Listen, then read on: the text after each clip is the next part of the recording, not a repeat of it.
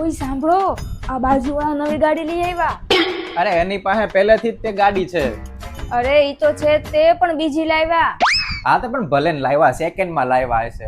અરે શું સેકન્ડ લાવ્યા, એકદમ નવી છે, કાગળિયા ને બધું એમનેમ છે, નંબર પ્લેટ એ નથી, એકદમ નવી. હે હાવ નવી છે? પણ મને એવું લાગે છે કે પાક્કું એ લોન ઉપર જ લીધી હશે. તને કેમ ખબર લોન ઉપર લીધી હશે ઈ? અરે એની બાજુમાં એક ભાઈ ઉભા હતા ને, એના ગળામાં આઈડી કાર્ડ હતું ને કાગળિયા હતા, એટલે મને એવું લાગે છે કદાચ ઈ લોન વાળા જ ભાઈ હશે. એક હા તો ભલે ને લાવ્યા. હવે મને પાકું ખબર તો હતી જ તે કે એ આમનો કાંઈ એટલો બધો પગાર નથી કે ઈ નવી ગાડી આવડી મોટી લઈ આવે ને બબ્બે ગાડીઓ રાખે. તમારે કેટલો પગાર છે?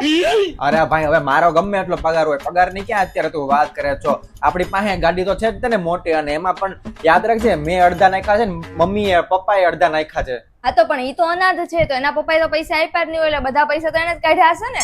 બધા પૈસા એને નાખ્યા છે એમ? ઊભી રે મને જોવા દે.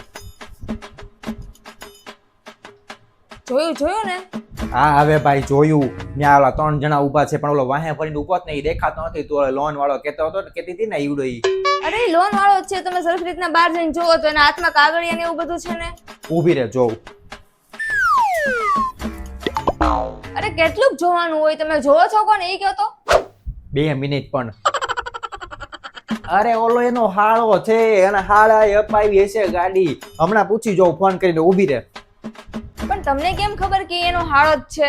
અરે આ બાજુવાળા ભાઈ છે ને, ઈ ને એનો હાળો ને હું અમે ત્રણેય મારી ઓફિસની નીચે એકવાર મળ્યા હતા, ત્યાંથી જાતા હતા ને ત્યારે. ઊભી રે હું ફોન લગાડું બાજુવાળાને, પૂછી લઉં બધું.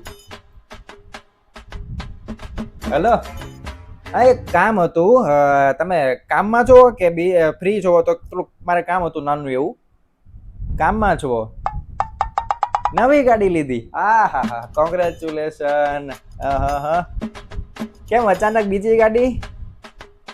ઠીક, શાળાએ ગિફ્ટમાં આપી? હા હા હા બરોબર. ઠીક, સારું સારું, વાંધો નહીં, કામ પતાવી દો પછી વાત. હા હા હા, એ હા, એન્જોય એન્જોય.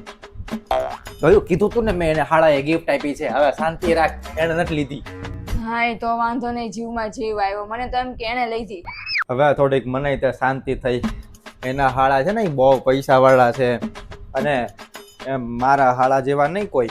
તમારે કહેવાનો મતલબ શું છે? તમારામાં તાકાત નથી એટલે હું મારા ભાઈના પૈસાની તમારે ગાડી લેવી છે? અરે અરે ભૂલમાં એમ બોલાઈ ગયું કે એના હાળા વધારે પૈસા વાળા છે એમ. અને હવે તારા ભાઈ ને હું, તારા ભાઈ પાસે પૈસા કેવા છે મને એક ગિફ્ટમાં ગાડી આપે? હવે 5-10 રૂપિયા માવાના મારી પાસે લઈ જાય.